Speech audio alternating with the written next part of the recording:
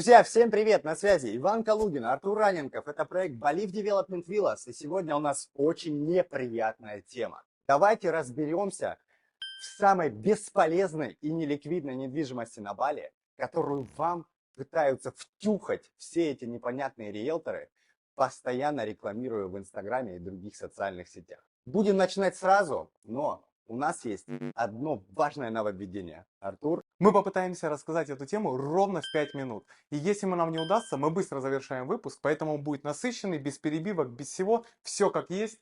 Запускаем таймер, нажимаю старт. Поехали. И первое, с чего хочется начать, это завышенная стоимость за объекты. Если вы зайдете в рынок и попытаетесь поискать какие-то апартаменты, в среднем они стартуют от 120-150 тысяч долларов. Есть даже апартаменты за 250 тысяч долларов. Только вдумайтесь, это просто сумасшествие. Единственные апартаменты, которые имеет смысл рассматривать, не дороже, они должны быть не дороже 70 тысяч долларов. Все остальные, сколько бы вам ни рассказывали, будет крайне сложно возвращать свои деньги обратно. Даже на 70 тысячах долларов ваша возвратность будет в среднем составлять 5-6 лет. Это очень долго. И Долго. тут же сразу переходим дальше, таймер идет.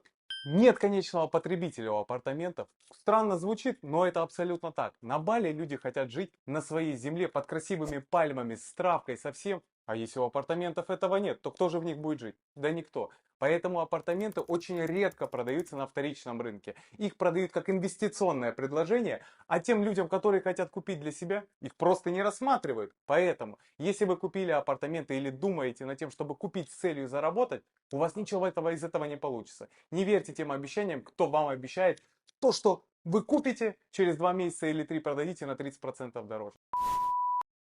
Следующее. Следующее это как раз таки Кровавый океан.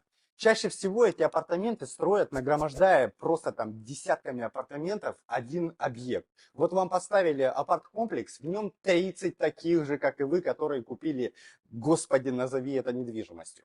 Вы купили это, и эти же 30 ваших соседей думают, блин, как возвращать бабки назад, и вы начинаете рубиться насмерть, постоянно демпингуя, занижая свой ROI, то есть вы возвращаете еще дольше свои средства. Но это еще не все. Снизу вас давят по полной программе гисты, потому что они дают тоже предложения. И чаще всего, даже лучше, мол, есть куча гистов гораздо круче и дешевле, чем апартаменты. А сверху вас накрывают отели и виллы.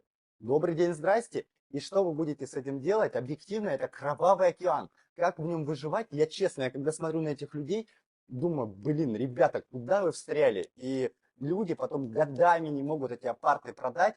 И вот по какой причине. А причина довольно ясна. Нет права собственности на конкретный апартамент. То есть то, как это строится, это покупается земельный участок, и этот земельный участок, так как есть несколько этажей, невозможно выделить под каждый апартамент свой маленький кусочек земли. Поэтому застройщик называет это юнитами. И вот эта правовая составляющая, она довольно тонкая грань, и не все люди готовы входить в эту историю, потому что ты покупаешь не конкретно участок земли. Конкретно участок земли принадлежит кому-то другому. Ты покупаешь какое-то название юнит. Готовы к этому? Ну, не знаю. Если вы и любите русскую рулетку, наверное, это ваш вариант, но не наш.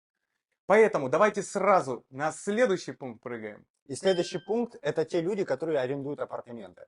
Очень часто, вот мы даже недавно снимали Believe News, наш проект по новостной, и мы там рассказывали про загрузку отелей 1-3-звездочные. Туда же обычно всовываются и апартаменты. Средняя загрузка 34% за первое полугодие. Это очень мало. В апартаментах туристу жить некомфортно, потому что, по сути, это коробка, где-то чихнули, где-то еще что-то сделали, любые звуки, шорканье, дрязганье, выпивка и все остальное, вы все это слышите. И это большая проблема. Турист, даже если он прилетает там на 5 дней, на 7 дней и заселяется в апартамент, чаще всего он страдает.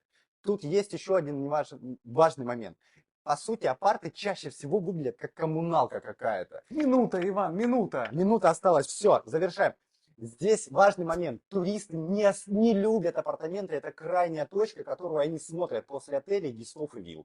Все. Артур? Управляющие компании на апартаментах просто оборзели. Они берут 20, 25 до 30% за управление виллой, оставляя вам что? Да ничего они вам не оставляют, потому что 10% вам еще налог. Вы покупаете за свои средства дорогущий апартамент и с него получаете в лучшем случае 60-70% от выручки. Куда это годится? Никуда. А зачастую они навязывают вам управляющие компании. Вот эти факторы помешают вам получать доходность, которую вы ожидаете от вашей инвестиции. И у нас 20 секунд, чтобы завершить эффект на это видео. Друзья, надеюсь, вы посмотрели и что-то у вас там поменялось, и вы как-то по-другому оцените. Попробуйте сами разобраться в том, что такое апартамент и почему это супер неликвидное. Не рекомендую лично, вообще никогда бы не купил апарту. Вот он, будильничек звенит. С вами был Иван Калугин, Артур Аненков. Это проект Believe Development Villas. Супер быстрый формат. Если у вас остались какие-то вопросы, можете написать их в комментарии. Обязательно подпишитесь, поставьте лайк. Ну а мы вам желаем классных инвестиций, не в апартаменты. Покупайте гесты, покупайте отели, покупайте виллы, но не апартаменты.